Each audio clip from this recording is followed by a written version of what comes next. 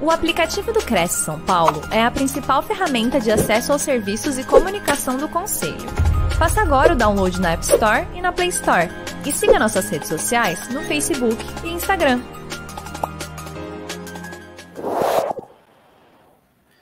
Olá, boa noite a todos. Mais uma live do Cresce São Paulo. Estamos aqui com o Silvio Kaiowá. Boa noite, Silvio, tudo bem?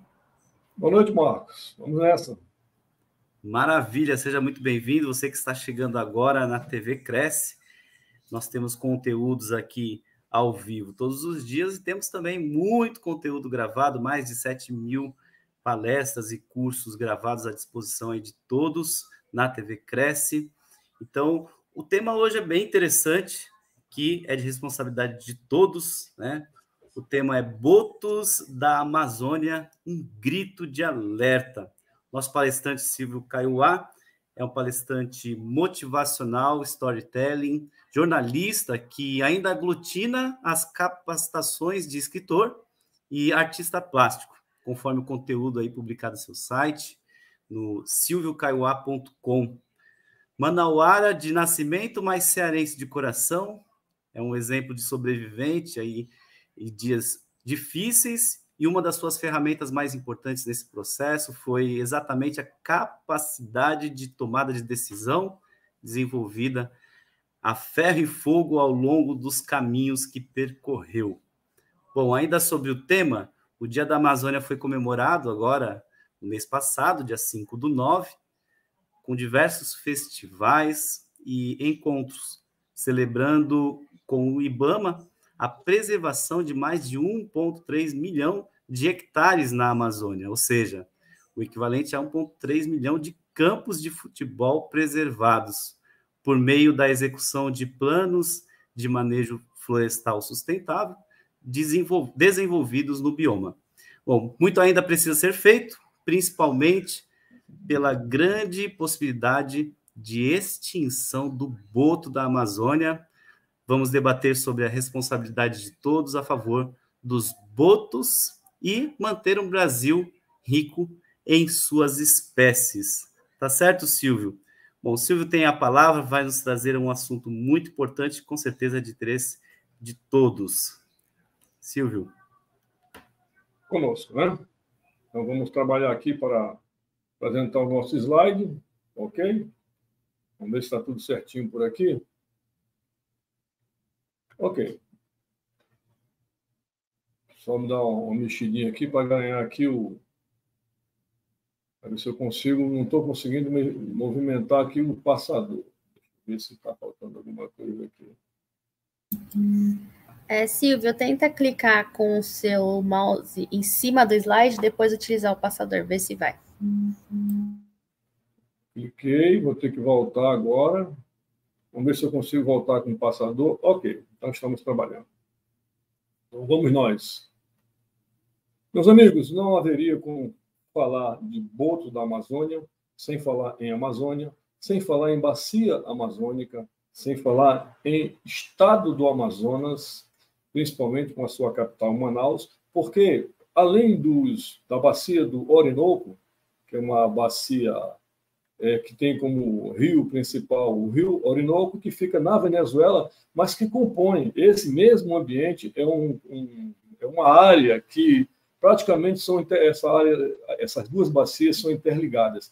E esse lugar do qual nós estamos tratando agora, para contextualizar, é praticamente o berço maior dos golfinhos de água doce, ou popularmente conhecido como botos para nós. Também não poderíamos esquecer dos nossos golfinhos de água salgada, porque eles são os antecessores desses botos da Amazônia, botos de água doce. Eles são oriundos, são descendentes dos nossos golfinhos de água salgada. Ok? Então, feito isso, estamos contextualizados. Vamos aqui cumprir um protocolo aqui que é clássico, até porque por conta do social, né? Então, nós precisamos agradecer ao presidente do CREA-CISP por mais uma vez me conceder essa oportunidade, aliás, pela terceira vez, que me concede essa oportunidade para que eu esteja e possa trazer o que eu tenho no momento para repassar de experiência, de conhecimentos, qual é o assunto do momento para trazer aos amigos que nos acompanham. Eu gostaria de agradecer também a minha amiga Simone Guerreiro, grande palestrante, grande cerimonialista, que é uma pessoa com quem eu tenho dialogado bastante e tem feito um trabalho fantástico nessa captação de assuntos para esse trabalho que é feito aqui. E, naturalmente, completando isso aí, a você que me acompanha, você que me dá a honra da audiência nesse momento, que me concede esse espaço e essa atenção para que a gente possa veicular esses assuntos aqui. Hoje, a terceira vez, repito, que eu estou apresentando aqui, e dessa feita é um assunto bem curioso, apesar de exótico, mas tão importante para a nossa sobrevivência quanto muitos que por aí circulam. Meu nome é Silvio dos Santos Filho, eu sou natural de Manaus, mas não apenas dessa Manaus bonita, Manaus do Teatro Amazônia, mas a Manaus principalmente das beiras de rio, dos igarapés, dessa área de periferia, que foi onde eu nasci, me criei, vivi pelo menos até os 18 anos, e daí eu parti, porque o mundo da vida segue sempre. Daqui a pouco voltei conforme o slide abaixo, mais abaixo aqui, já com um quê de turismo, mas sem abandonar a minha região, sem deixar de respirar os ares amazônicos e sem provar, pelo menos anualmente, desfrutar da maravilha que é o peixe, que é uma das maiores riquezas do estado. Ok? Nessas minhas andanças, eu cheguei ao Ceará, estabeleci residência na capital, Fortaleza, me apaixonei, na realidade, pelas praias cearenses e aqui fiquei. E nesse lugar eu tive a oportunidade de realizar muitos sonhos, dentre eles um literário. Eu sonhei muito cedo em escrever um livro, em contar uma história. E aqui no Ceará eu tive a oportunidade de contar em livro essa história que eu tinha para contar, mas não satisfeito, vieram outras histórias. Hoje eu estou com 5 livros publicados, estou presente em 12 como escritor, em 12 coletâneas, além dos 5 livros publicados, e já com o 6º livro no prelo, através da editora Sene, sob o título Lições do Pensar. Um livro que traz ideias, traz pensamentos inspirados numa obra do autor que me motivou, que me despertou para a literatura, chamado Gibran Khalil Gibran. Ele tem uma obra de nome Areia e Espumas, só de pensamentos. Então, depois de produzir bastante, eu resolvi homenageá-lo com uma obra à semelhança da sua, intitulada Areia e Espuma. Esse pensamento, por exemplo, um dos pensamentos deste livro, que vem aí no final do ano, ele diz, eu digo através dele, quem omite quem foi, jamais será quem pensa que é. Ou seja, o meu conteúdo ele diz respeito ao que acontece à minha volta, ao meu entorno. Então, esse tipo de conteúdo é que eu estou trazendo no final do ano. Ok? Nas redes sociais, os senhores vão me encontrar. Esta fotografia já não traduz a realidade, ela foi feita há um tempo atrás, e o tempo já fez o seu estrago por aqui. Mas ainda sou eu, Silvio Caiuá. Esse nome, adicionado ao meu nome de batismo, ele foi adicionado para me desviar, para que eu possa desviar de um dos meus ídolos desse país, que é o Silvio Santos. Senhor Abravanel, na realidade, Silvio Santos é o nome, muitos já sabem, é um nome artístico. Então, para que eu, numa pesquisa de internet, quando você precisar saber alguma coisa do que eu estou fazendo, saber do meu conteúdo, se colocar Silvio dos Santos, por exemplo, não vai chegar. Então, eu adotei essa estratégia aí. Na internet, você pode pode recorrer a um site que eu tenho, onde toda a minha história, tudo que eu fiz, que estou fazendo, a minha produtividade está contida nesse site. Ok? Bom, feito isso, então, vamos ao trabalho. Tema de hoje, botos da Amazônia, um grito de alerta. Aí alguém me pergunta aqui, mas Silvio, nós não viemos falar aqui de boto da Amazônia, nós viemos falar assim, boto da Amazônia, a primeira ideia que vem é o boto cor-de-rosa. E eu lhes responderia que sim, inclusive. Até porque ele não é único. É uma figura que se destacou, se distanciou dos demais, mas, na verdade, são 7 os golfinhos de água doce ou botos da Amazônia, distribuídos em áreas diversas. São 7 espécies mas as espécies elas são diferentes entre si. Aí nós já começamos a despejar conteúdo. Então, o fato de um animal ele ser classificado como boto da Amazônia, aí você já prepara outra pergunta. Você falou animal? Sim, animal, porque boto não é peixe. Então, um animal desse, em um número diversificado, mesmo dentro da própria espécie, eles são diferentes, e nós vamos verificar aqui, especialmente no boto tidito, rebatizado com o nome de cor-de-rosa. Okay? Então, há uma diferença entre cada indivíduo dessas famílias, dessas espécies. Novo Airão, que é um dos berços desses botos da Amazônia, uma cidade que fica no Baixo Rio Negro, margem direita do Rio Negro. Uma pessoa que trabalha, que lida com botos ali há muito tempo, se vocês tiverem a oportunidade de visitar, vocês verão que alguns botos têm nome. Ela trata o boto por nome. Naturalmente, o boto não responde, mas essa pessoa ela consegue identificar ao ponto de atribuir nome a determinados indivíduos, a determinados botos. Daí, isso reforça a tese de que esses animais eles são diferentes entre si. Ok? Então, vamos embora. Apropriação do boto. Cada informação dessa, eu gostaria que um amigo que me ouve fique conectando. Imagine a bota, e aí eu vou chamar a atenção para outra coisa, quando comecei a pesquisar, que eu procurei feminino de boto. Aí eu imaginei boto macho, boto fêmea. Não, mas quando eu fui lá no mestre Google, o que ele me ensinou? Não, boto, feminino de boto é bota mesmo. Pode até soar mal, mas é bota mesmo. Então, a bota, ela procria, a procriação dela é um filhote por gestação a cada 4 ou 5 anos. Um filhote por gestação a cada 4 ou 5 anos. O período de gestação dela é de 10 meses. Por que eu estou dizendo isso? Para que nós guardemos essa informação de que, em caso de extinção, até no momento, por exemplo, que vai voltar lá na frente, mas no momento, o Amazonas está em crise. Então, rio seco, muita queimada, Manaus sob fumaça, muitos peixes mortos, botos mortos, inclusive, em grande quantidade, e a reposição desses animais é numa velocidade baseada nesses critérios aqui.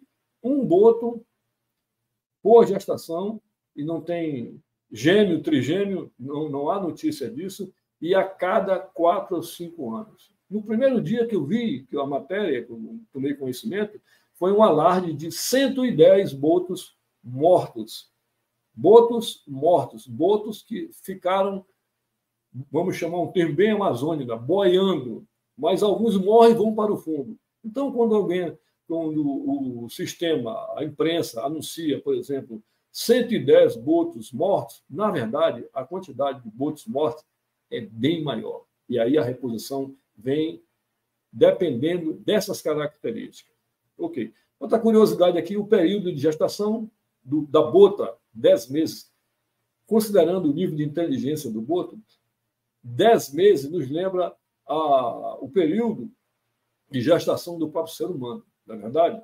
Pronto. Então, a bota, ela procria nessa velocidade, mas o boto, particularmente o cor-de-rosa, baseado nas lendas, nos que se fala a respeito dele aí, ele é considerado um mau caráter. Por quê? Porque o que se diz é que ele, enquanto a bota produz nessa velocidade, ele, nos meses de junho, ano a ano, o período que coincide com as festas do festival folclórico, ele tem uma produtividade muito alta. Então, segundo a lenda, esse boto, nesse período, ele percorre as beiras rios, essas festanças de cidade pequena, nas entranhas da Amazônia, e em cada ponto que ele vai passando, ele vai deixando um filho. Então, aqui e acolá, no final, a produtividade dele é grande, mas naturalmente que isso aí é quase que uma brincadeira, porque são fatos lendários que a gente vai tratar um pouco mais à frente. Mas a base da procriação é essa. Por quê? Porque temos cuidado, temos preocupação de reestudar, de resolver esse problema da mortandade, nós precisamos estar de olho na procriação. Ok? Berços principais dos botos. Então, onde é que nós estamos falando sobre os botos? aqui, que são golfinhos de água doce, quais são os berços principais? O caminho no Brasil que nós temos, alguém ouve, se interessa e resolve conhecer. Eu gostaria de conhecer mais. Um dos caminhos, talvez o melhor caminho, seria Manaus, em Manaus, Encontro das Águas, Rio Negro e Solimões, vamos verificar isso aqui, e Novo Airão, que é uma cidade que tem um berçário, inclusive há uns 5 anos, 5 a 10 anos, talvez, houve uma publicação intensiva sobre uma pessoa, uma mulher, que seria uma domadora, ou domesticadora, ou encantadora de botos numa cidade de nome... Eu acabei de citar agora aqui, nome... Epa, daqui a pouco eu retorno aqui.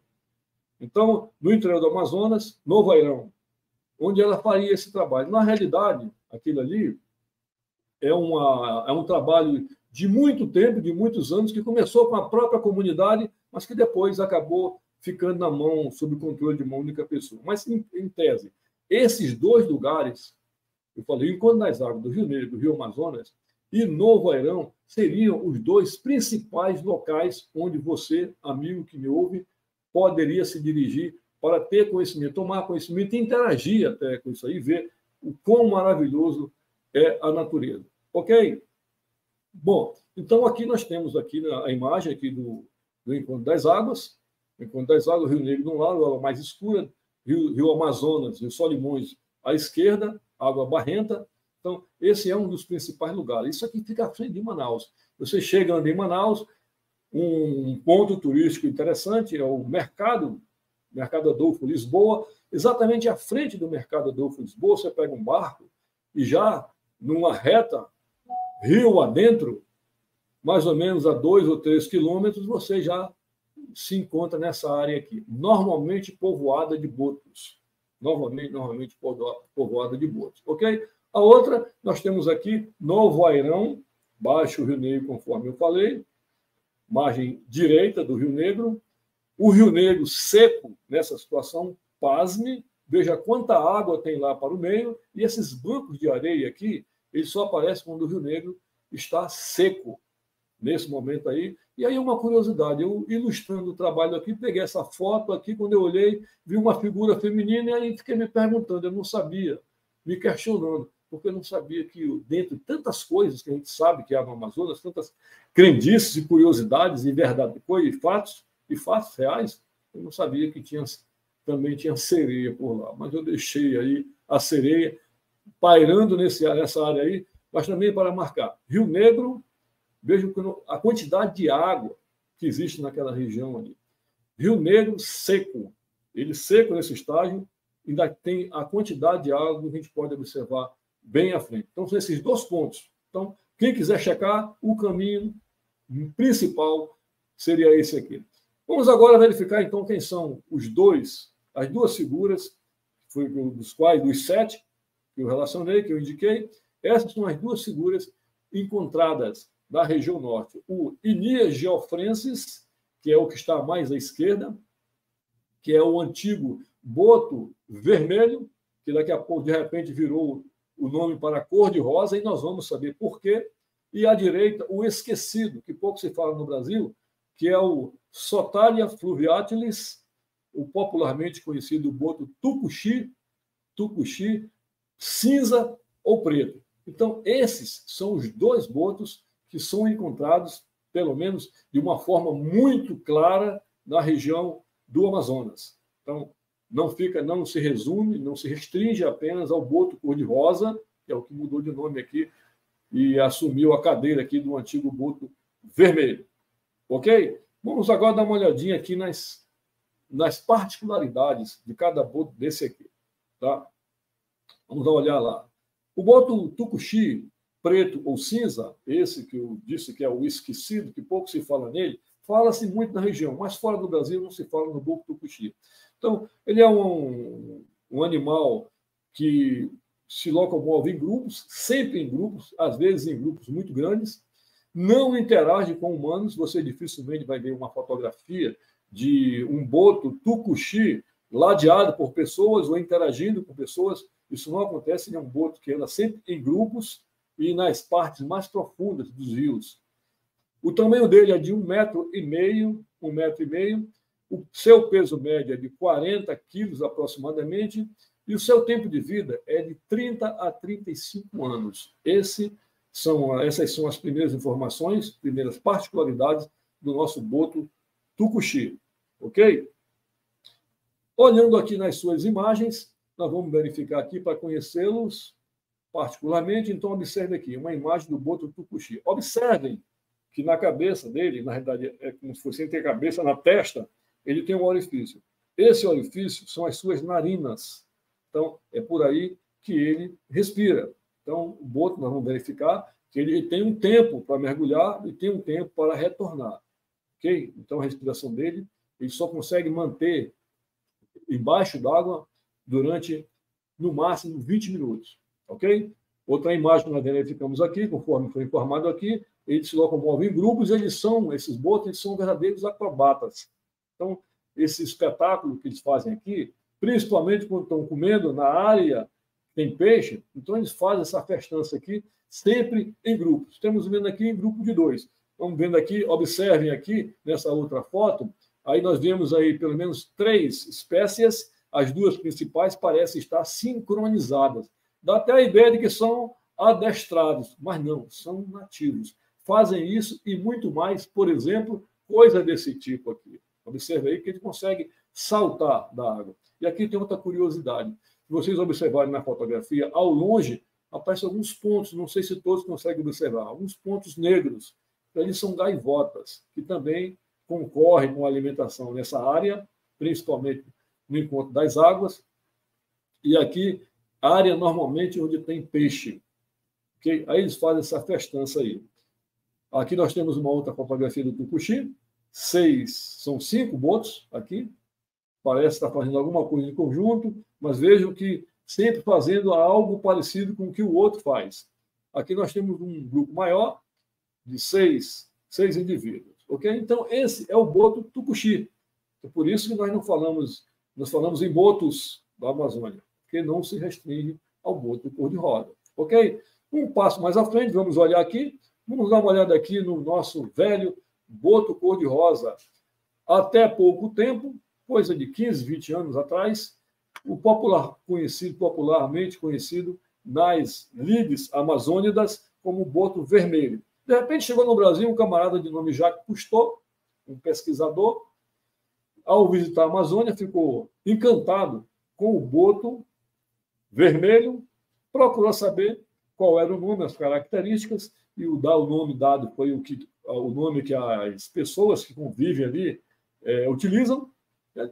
E quase que numa espécie de brincadeira, ele teria pedido a identidade para checar por que ele é boto vermelho, onde é que está escrito, e não tinha identidade, não tinha registro de nascimento, certidão de nascimento. Então, ele simplesmente batizou de boto cor-de-rosa, por acreditar que a coloração, e aqui é uma foto onde predomina o rosa, então resolveu chamá-lo de boto cor-de-rosa, a opinião pesou, e a partir daí se começou uma campanha para que o boto vermelho, até então, fosse chamado de cor-de-rosa, e esse processo, essa metamorfose, está em andamento ainda. Ok? Vamos ver aqui.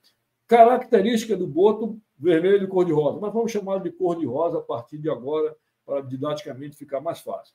É um boto eminentemente solitário. Nem sempre, mas é muito frequente que ele seja encontrado de modo solitário, sozinho, sempre buscando comida. Aliás, vale para todos eles.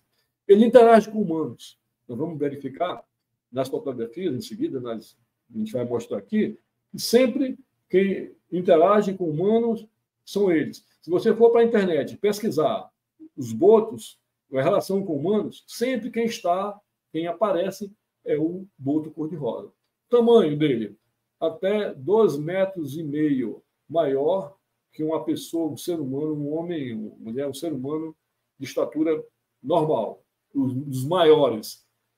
Pesa de 150 a 185 quilos, fala-se de 200 quilos, aproximadamente, e vive 40 anos em média. Então, vejam que é um animal maior que o tucuxi. ok? Essas primeiras características que nós poderíamos lhe apresentar. Passando para as imagens, a imagem típica aqui de um boto cor-de-rosa. Vejam que na imensidão do encontro das águas, Rio Negro e Solimões, ele aparece sozinho, barcos ao fundo, e sempre... E esse motivo aí, esse porquê de ele aparecer muito assim, é porque, dentro das características da frente, a gente vai verificar, porque ele é uma espécie de provedor. É sempre buscando comida para ele e para sua família, porque, principalmente, o boto cor-de-rosa, ele é eminentemente familiar. Eles andam em pequenos grupos, normalmente em família. Outra fotografia, já não mais em rios abertos, se fosse no mar, nós diríamos em mar aberto. Se fosse em áreas maiores, de grande profundidade, ele não frequenta somente essas áreas. Então, ele se movimenta, ele frequenta também esses braços de rio, essas áreas de menor profundidade. Por quê? Porque ali é onde estão os peixes menores, normalmente peixes que não transitam em grandes cardumes. E ele sabe que tem peixe. Então, observem que também ele aparece nessas áreas, até áreas residenciais, onde entra o rio, porque Manaus é uma cidade entrecortada por rios. Tem outras cidades na região amazônica com essas características. Então, quando o Rio Negro sobe, quando se trata da área de Manaus, o Rio Negro sobe, então os peixes eles começam a vir junto com a água e o boto ele vai à procura. Ele é um caçador, repito, caçador porque não é um peixe. Ok? Ele é um mamífero. Outra fotografia, nós vemos aqui 2 botos, ditos cor-de-rosa. Ok? Aqui nós temos 3. Aqui temos 3 num ambiente parecido com o anterior, em que tinha só um. Então, você encontra isso também. Aqui nós encontramos que é uma raridade o boto cor-de-rosa fazer esse tipo de malabarismo, mas ele é um gigante, ele é uma máquina muito forte. Ele é um animal muito forte e tem capacidade de fazer esse tipo de coisa. Mas imagine um indivíduo desse com 200 quilos para fazer esse tipo de coisa. Outra fotografia de 3, vejam que não passamos de 3 aqui, às vezes passa, mas muito raramente. E aqui nós temos uma curiosidade. Temos aqui um boto cor-de-rosa, solitário, mas na cor cinza. Você vai verificar daqui a pouco, veja que não é cor-de-rosa isso aí. Ele está fora d'água, a cabeça é cor-de-rosa, é da espécie. Mas esse não é cinza, nós vamos já saber por quê. Aqui nós temos uma figura típica que eu diria, eu arriscaria, se tiver alguém do Amazonas me ouvindo, e particularmente alguém que conheça Novo Airão, ou que seja de Novo Airão, poderia até se manifestar depois. Porque essa imagem aqui é típica de um ponto em Novo Airão. Vejam que a moça está sentada, o boto, de repente ele aparece. Se nós conseguirmos observar, ela está sentada numa escada. Abaixo do último degrau tem uma vasilha ali, uma bacia na cor verde. Normalmente aquilo ali é peixe que está sendo comercializado para pessoas que vão visitar esse flutuante. As pessoas compram o peixe e bate o peixe, leva ali na escadaria, dentro d'água, bate com o peixe na água e o boto vem. O boto ou os botos. Então, eles estão sempre, é como se fosse um sinal para a alimentação. Então, isso aí é uma imagem típica. Então, seriam os passeios lá para poder interagir. É o lugar, um dos poucos, que eu conheço com maior segurança aqui, onde é possível essa interação. E pessoas, às vezes, caem na água. Desce na água e o boto interage. Então, pega no boto, ele passa de um lado, passa para o outro, não morde, não ataca.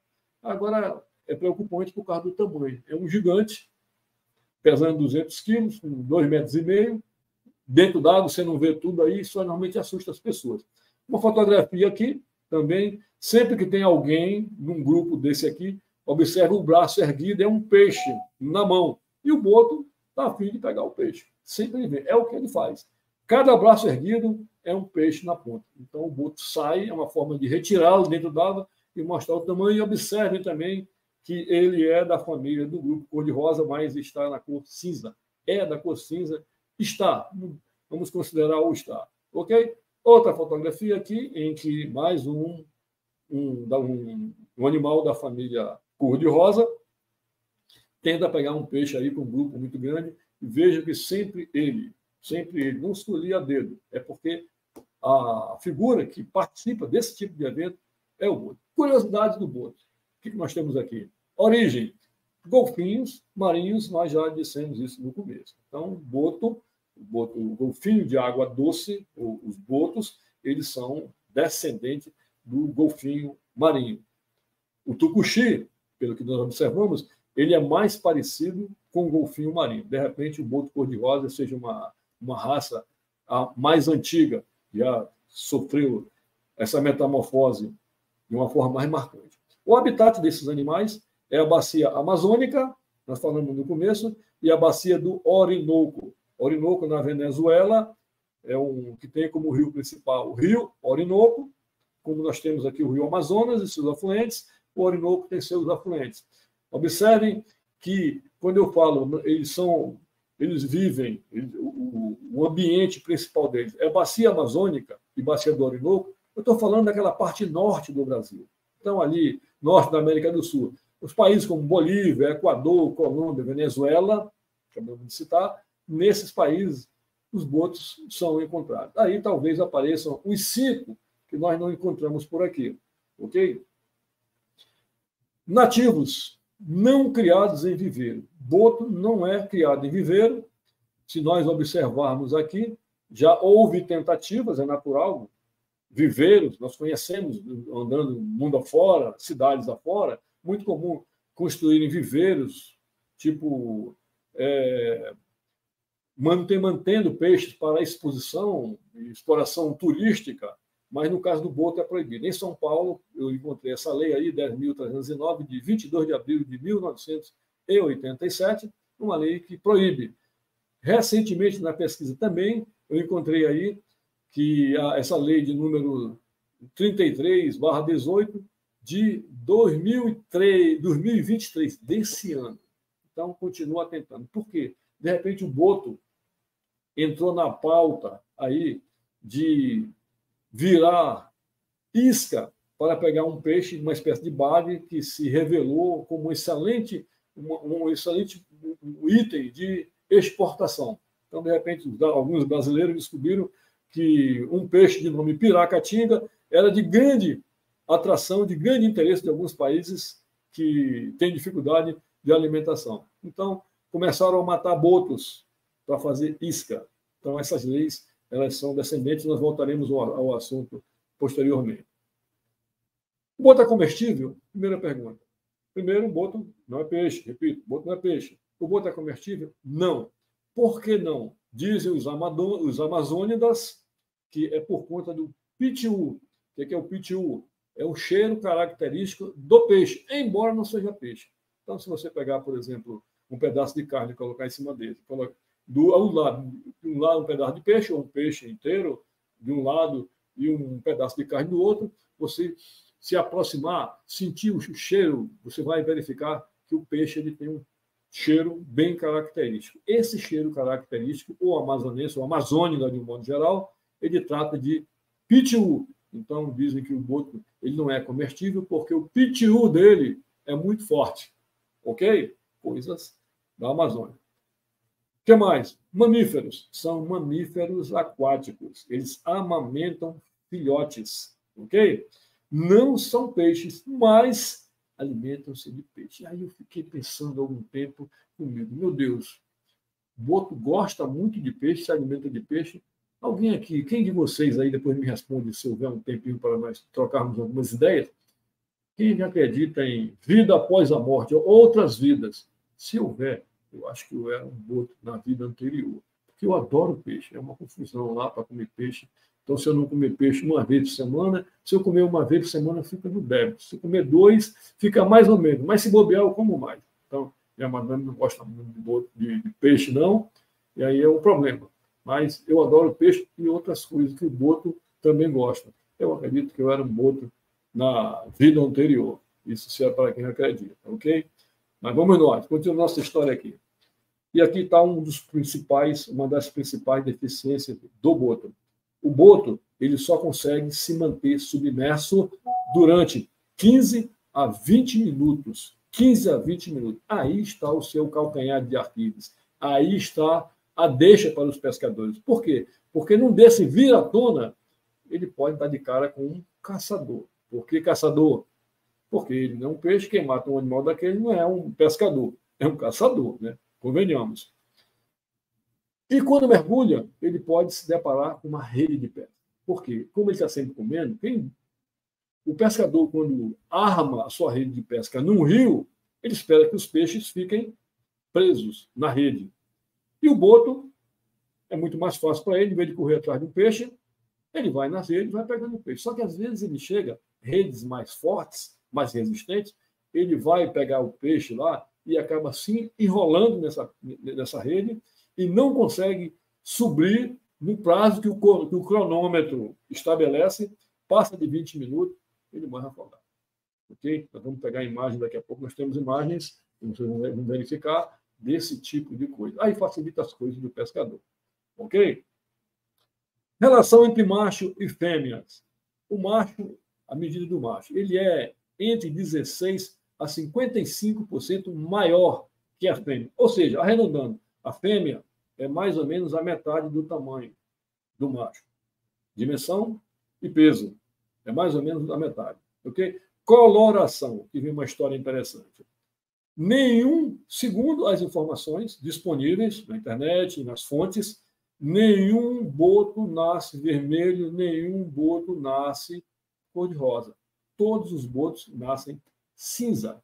É a vida pregressa do boto cor-de-rosa, é a vida dele, que depois das particularidades a gente vai trazer, é que o faz mudar de cor. Na verdade, ele passa por um processo de lixamento.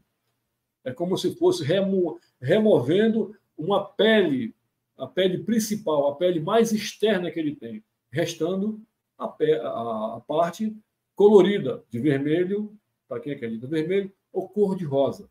Mas, basicamente, por isso é que os senhores observaram, aqui deve ter observado, que os botos que estavam pegando peixe entre pessoas, entre humanos, junto, o pessoal dando distribuindo peixe, esses botos, apesar de grande, eles eram cinza. Por quê? Fêmea. A fêmea não passa por esse processo de mudança de cor, porque ela não tem a mesma rotina que o macho tem. Então, o macho muda de cor por causa disso. Então, normalmente, um boto grande, da espécie, mas totalmente cinza, normalmente é fêmea. Ok? Então, esse aí é o segredo da coloração. Observe na foto aqui. Nós temos aqui um boto grande, meio avermelhado, e um boto menor, totalmente cinza. Tudo indica que é um casal. Até porque, repito, o boto ele é eminentemente, principalmente o cor-de-rosa, familiar, ao ponto de andar em grupos, pequenos grupos. Ok? Socialização. Então, ratificando o que eu falei aqui, o boto cor-de-rosa, ele anda em grupo de até 4 animais, mais ou menos nós já vimos isso aí em fotografias, ou em pares, a fêmea e seu filhote, ratificando a ideia de que é um animal eminentemente familiar. Ok? Fotos do boto, você vê aí, são 2 botos, okay? Da espécie dita cor-de-rosa.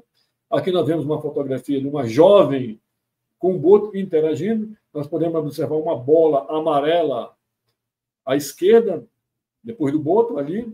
Então, na realidade, o boto não está brincando com ninguém, não. O boto ali, ele está tentando pegar um peixe. Ou seja, isso nos lembra alguém com uma bola, alguém tentando pegar uma bola, nos lembra até um cachorrinho de estimação. Por isso que eu acredito que o boto é uma espécie de cachorrinho de estimação. Ok? Ele sempre fica tentando comer e quando vê alguma coisa e alguém levanta, ele imagina que seja um peixe. Ok? Lados descontraídos da história. Então, tem os lados descontraídos para a gente relaxar um pouquinho sobre o lado do boto. O lado machão do boto, ele é um famoso pegador, como dizem os jovens de hoje. Então, ele é um pegador. No mês de janeiro, de junho, ele faz a festa dele, exatamente ratificando essa condição dele. Então, novamente, aparece, ele é representado desta forma. A gravura, desenhos. Então, já se desenvolveu uma cultura até estética sobre o boto, exploram muito essa figura, como sempre ele, uma mulher, e sempre buscando companhia, embora tenha de sobra dentro d'água. Ele é um helicóptero aquático. O boto, ele é um exímio explorador de ambientes pequenos. Nós vimos fotografias, ele no meio de área de vegetação com água. Então, a área de vegetação, para transitar atrás de um peixe ali, ele tem que se movimentar muito, mas ele tem essa condição. Então, ele é um exímio explorador de ambientes pequenos, sempre atrás de comida, que é o peixe. Corpo muito flexível. Todas as direções ele se mexe. Se você tiver, quem tiver a oportunidade de visitar, você vai ver que ele aparece, você faz um gesto, ele se movimenta em todas as direções com muita rapidez. Ok? O macho é mais cor-de-rosa. Normalmente, quando você vê um boto totalmente cor-de-rosa, a possibilidade de se tratar de um boto macho é muito grande. Ok? A fêmea, raramente. A cor. Por que a cor? É decorrente de arranhões, de cicatrizes, nós vamos ver cicatrizes aqui, adquiridas até em briga entre eles por conta da fêmea. Ou seja, briga por causa de mulher mesmo. Né? Então, a coisa vem por aí. Então, ele vai se desgastando nisso aí. E ele tentando achar comida também. Ele vai em áreas menos profundas e é obrigado a deslizar na areia, o barro, pedras, onde quer que seja. E isso tudo contribui para a modificação da sua coloração, para a perda das camadas mais externas, que são as camadas na cor cinza. Tá? A fêmea geralmente permanece na cor cinza. Então, é fácil guardar. Animal grande, cinza, fêmea. Animal grande, cor-de-rosa, é macho. Ok? Tucuxi é outra história. É um boto cor-de-rosa que vale isso daqui. Beleza. Aqui nós vemos aqui o boto numa área de matagal, como diz o amazonense lá, tentando pegar um peixe. O peixe está abaixo do queixo dele, amarelinho ali. Não sei se todos conseguem observar na foto, mas é o tipo de vida. É uma das atividades dele que faz com que metade da pele cinza dele vá embora. Ok? Aqui, quem puder observar, da cabeça para a parte externa, aqui abaixo da cabeça, uma cicatriz, um corte profundo, abaixo a coloração tendente ao rosa, na cabeça cinza, é um processo de mudança de cores. Isso vai ao longo da vida. Ok? Então, isso aqui é uma fotografia que mostra bem o que nós estamos dizendo. Mais ainda, esse caso aqui. Observem aqui. A primeira fotografia da esquerda superior, ele bem mais cinza. Se descemos um pouco para a fotografia aqui, isso aqui tinha um movimento, infelizmente não está tendo, mas vamos embora, vai dar certo. Então, abaixo, ele já perde um pouco da coloração. Subimos para o lado direito, a foto da direita, lá, a coloração bem menor. E a última fotografia, canto inferior direito, a mudança, já a extração da camada cinza já bem mais processada.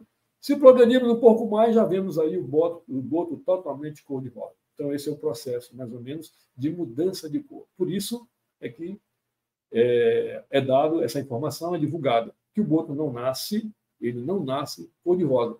Todo boto nasce cinza. Ok? O lado lendário. Aqui é o lado lendário aqui do boto. Como é que funciona essa história da lenda do boto? O que tem a ver? Normalmente, chapéu, por quê? Porque ele tem as suas narinas sobre a testa. Então, sempre para esconder, naturalmente, quando ele vai para os seus festejos, que se transforma num belo rapaz, um dançarino, um pé de valsa por excelência, ele tem que botar um chapéu. Por quê? Porque o orifício, a sua testa, o denunciaria. Okay? Então, para que isso não aconteça, sempre um chapéu. Na fotografia seguinte, aqui nós vemos aqui o Boa Pinta, todo arrumadinho, chapéu riado na frente, desabado. Alguém pode lembrar bem disso aí? Esse termo chapéu desabado.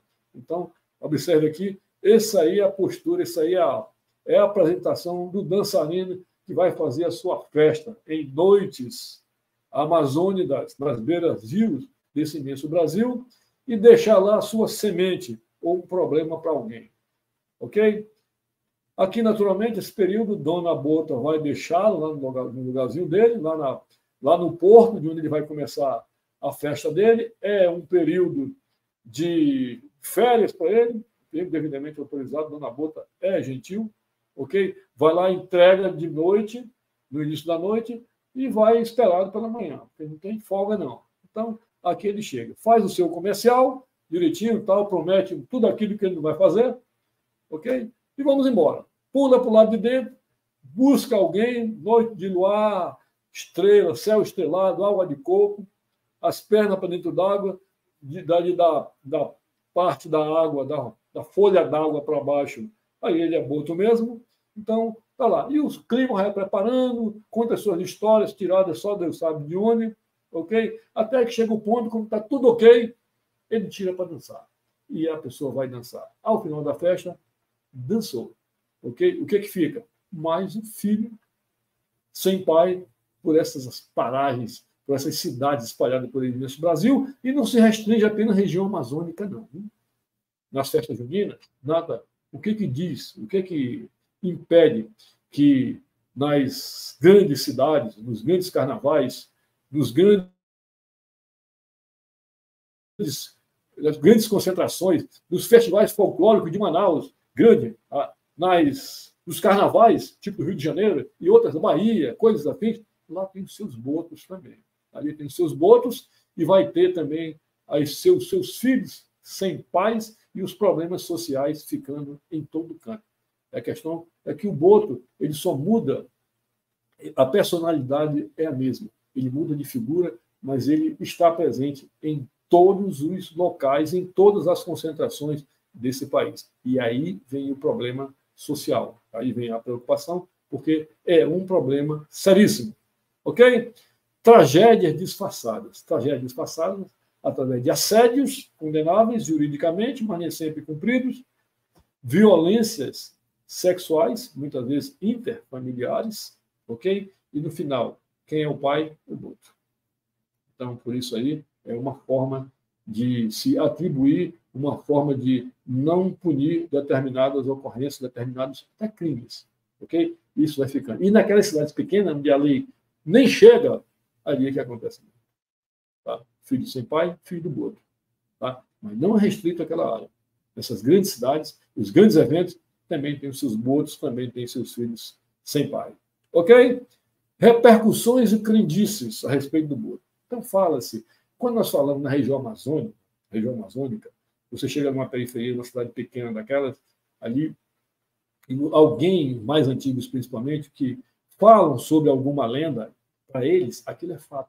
Para nós, a lenda, nós só temos o pessoal letrado, mais letrado tem noção do que significa, qual é o valor, qual é a destinação daquele evento, mas para aquelas pessoas é fato. Então, elas acreditam que o boto, por exemplo, quando alguém se afoga, um barco vira, o boto, ele socorre, ele vai, pega a pessoa e leva para a beira. Então, acredito que acontece isso mesmo. Até onde eu sei, nunca aconteceu. Dizem que ele é amigo das crianças, naquele malabarismo que eu mostrei antes, uma vez os barcos com crianças encostam, ele começa a pular. Por acaso, algumas pessoas acham que porque ele viu crianças no barco, então ele está interagindo, está fazendo uma festa para a criança. Dado o grau de inteligência que ele tem, mas as pessoas atribuem um pouco mais como se isso fosse um fato. Guia de pescadores. Naquelas áreas de pesca, as pessoas acreditam que quando eles estão comendo ali, primeiro que quando estão comendo, aquilo é sinal de que tem peixe. O pescador, o que ele faz? Ele olha, vê aquela movimentação, arma a sua rede. E o boto, como tem muito peixe, ele sempre ataca os cardumes. Ele ataca os cardumes e os cardumes se movimentam. Então, corre para todo canto e acabam caindo nas redes. Então, as pessoas acreditam que o boto, e o que ele faz, na realidade, é ajudar o pescador. É vai tangendo o peixe, como se tange gado, nos sertões nordestinos, né? E sulistas, talvez, ele tange o gado o peixe em direção às redes, ok? Para ajudar o pescador. Se qualquer pessoa falar em Manaus, para pessoas mais antigas, sobre o boto, sobre as espertezas do boto, alguém lhe pergunta logo, você vai falar sobre o GM com um político destacado na região, no Amazonas, vários cargos, que ele se baseava, a filosofia de vida dele era baseado na esperteza do boto. Então, dizia sempre, eu levo, faço isso, mas deixo para os outros. Então, essa esperteza que passou de pai para filho, ela passou a ser uma marca desse cidadão e uma marca no Estado, na vida pública, política do Estado, através desse cidadão. As iniciais são GM, eu vou me preservar para não citar o nome de ninguém, mas quem conhece vai saber de que se trata. Ok? Vulnerabilidade do boto cor-de-rosa. Sobrevivência incerta a cada mergulho, a cada viratona. Repito, já foi falado aqui. A cada viratona, ele pode deparar com um caçador, que seria um pescador. A cada mergulho, ele pode cair numa rede, ok? E morrer afogado. Bom, esta é a imagem de um boto que caiu numa rede.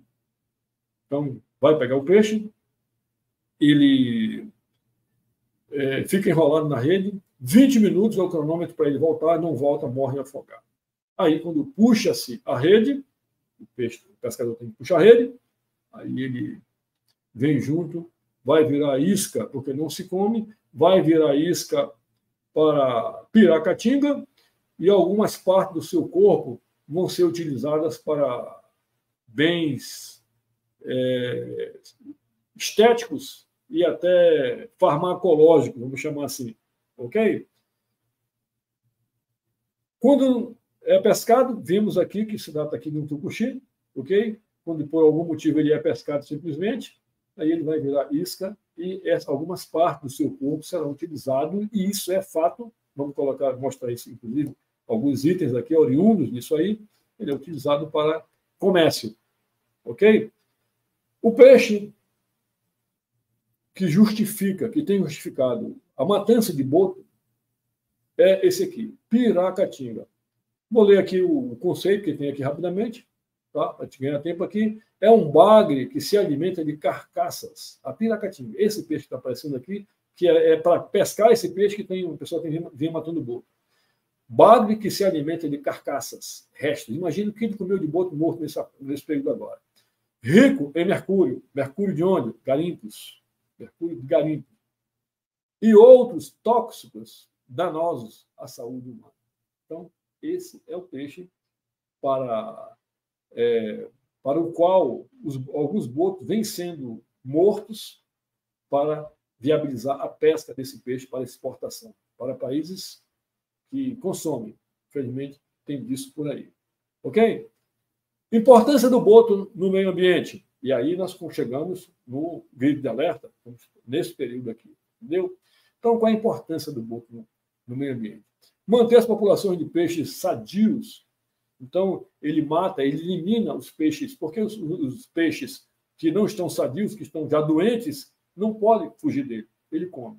E ataca também e mantém o equilíbrio, atacando os grandes cardumes e preservando os peixes em menor quantidade. Isso aí, com isso, acredita-se que ele proporciona ou ajuda no equilíbrio das espécies de peixe.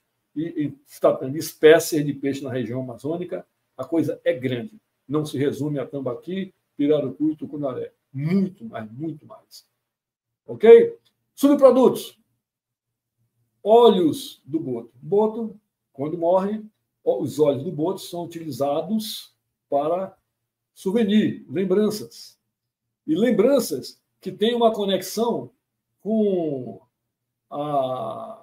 o lado sentimental do ser humano. São usados para atrair parceiros, homem e mulher. Ok? As genitálias da bota são utilizadas para fazer perfume, para atração sexual naqueles que sentem o cheiro. Então, acredita-se que alguém, homem ou mulher, cheguei a pensar que é só mulher, não, homem e mulher, que o cheiro do perfume atrai parceiros. Ok? Então, por isso aí, o boto também tem servido. Perfume. Aí nós vemos aqui, mulher experimentando o perfume do boto, ok? E com isso aí também incentivo, porque a mulher apaixonada é um carro sem freio descendo uma ladeira, não quer nem saber. Ela compra aquilo sempre, vai comprar sempre, e o boto que se exploda. É problema dele lá. Ninguém se preocupa muito, não, infelizmente. E o homem também. Então, o pessoal que está apaixonado aí, não quer saber, não. Vai comprar, vai vale tudo, ok? Isso funciona? Eu sei lá, é uma mistura de lei da atração com osmose. A pessoa já olha para o outro com um olho de boto, com cheiro de boto, tenta 24 horas, mata no cansaço. É teimosia pura. Daria certo de qualquer jeito. Dá certo? Só Deus sabe. Tragédia escancarada. Fato, neste momento, está ocorrendo, começou do mês passado para esse, perdura, esse fato aqui, coisa do momento, estamos falando de fatos, agora, como o Jornal de Manaus, amanhã, esse assunto estará na pauta, com certeza, matança de boto. Observem aqui, as fotografias não estão separadas, saindo separadas, mas uma imagem no canto superior esquerdo de peixes mortos em lagos. Lagos. Manaus tem muito lago, para o nordestino que nos ouve, o lago que não conhece, não conhecer, é uma versão de açude na região norte, na região amazônica, só que esses lagos eles são conectados com os rios. Quando o rio seca, o canal que alimenta esses lagos é interditado, o rio seca, a temperatura sobe da água, seca, oxigênio falta, e tudo que está, todo tipo de vida ali morre, inclusive botos. Nós temos aí botos mortos ali, tucuxi, canto inferior esquerdo, à direita, urubu, devorando ali um boto cor-de-rosa, e aqui na figura mais à direita, no canto inferior direito, pessoa recolhendo o corpo de um boto como se fosse até um ser humano, até nos lembra isso. Ok? Boto da Amazônia é mudando o presente que a gente consegue mudar o futuro. Não tem outro jeito, pessoal. Meu site, para quem quiser verificar, silviocaioá.com. Nesse site você vai encontrar toda a minha obra, o que eu tenho feito, livros, pintura, literatura, e um site, dentro do site tem um blog também, a gente vai publicando coisas diversificadas. Ok? Muito obrigado pela atenção e fico à sua disposição, meu amigo Marcos. Excelente, senhor Silvio. Muita informação. Aliás, uma riqueza de informações. Não sabia que tinha tanta coisa para aprender hoje. Obrigado pelas suas explanações. Nos deixa aí com um ar de responsabilidade maior ainda, né? Sabendo de tudo isso. E agradeço demais. Vou até ver se tem... Bom, acredito que não tenha nenhuma pergunta no momento. A gente tem bastante gente aí que deu boa noite, que participou da live e dando os parabéns, inclusive, excelente como sempre, dando boa noite. Mas, olha, foi muito produtiva. Creio que todos que assistiram, e essa live ficará também gravada para que outros tenham também acesso, com certeza todos sairão, depois de assistirem esse conteúdo, com um senso de responsabilidade maior, sabendo da importância, né, do ciclo e de todos os cuidados que nós temos que ter para preservar.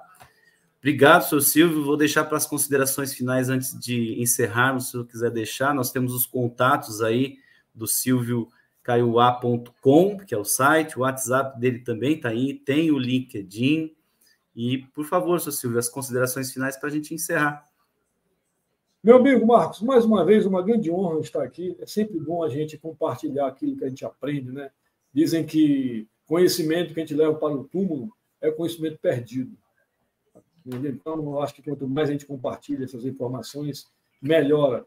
E se nós não reclamarmos, se nós não nos manifestarmos diante daquilo que a gente acredita que não está certo, a coisa vai continuar errada. Cada um fazendo seu papel. Isso aí é um trabalho... É como aquele passarinho no incêndio que passa e joga a sua gotinha de vez em quando.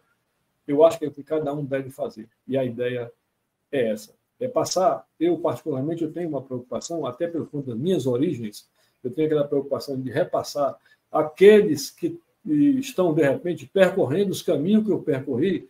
Eu gosto sempre de estar repassando aquilo que a vida me deu de graça. Isso foi muito esse conhecimento. E só assim eu saí de uma fase de sobreviver para pensar em algo mais, assim como a literatura. Eu só queria publicar um livro e alguém me deu uma oportunidade, virou um segundo, virou um terceiro, virou um quarto, virou um quinto, vai para o sexto, e a gente está por aqui. E a vida, eu acho que a vida vale mais dessa forma. Prazer conhecer você. Muito obrigado a todos aqueles que me deram a atenção e a todos da equipe do CRES, CISP, das pessoas que acompanharam, e nós ficamos à disposição. Qualquer dúvida, meus contatos estão aí, será sempre um prazer. Excelente, vou falar assim bem rapidinho sobre as pessoas que se manifestaram, deram boa noite, parabéns a Rejane, a Glice Machado, a Gilda Maria, o Antônio Cavalcante, a Ilane Burman, vamos lá, Rosane Guettins também, Gilda Maria, Eurides Margarida, Aulício Pedro, Clóvis Oliveira, eu estou falando, mas estão passando aí também alguns comentários, muitos elogios, a Olga Sueli também, o Walter Gomes, a Alice, vamos ver se tem mais alguém que eu acabei não passando, o Gilda Maria, acho que nós falamos. Bom, muitos deram parabéns, nós estamos passando aí na tela, muitos agradeceram, ótima live, excelente, e com certeza foi muita informação interessante, nova, né? Muita novidade, a gente ouve falar, vê, mas não faz ideia do mundo que é sobre o Boto. Obrigado pela participação, Silvio, mais uma vez, a todos que nos assistiram, e com certeza teremos outras lives pela semana, esperamos aí na próxima live da TV Cresce. Forte abraço a todos. Obrigado, Marcos. Boa noite a todos.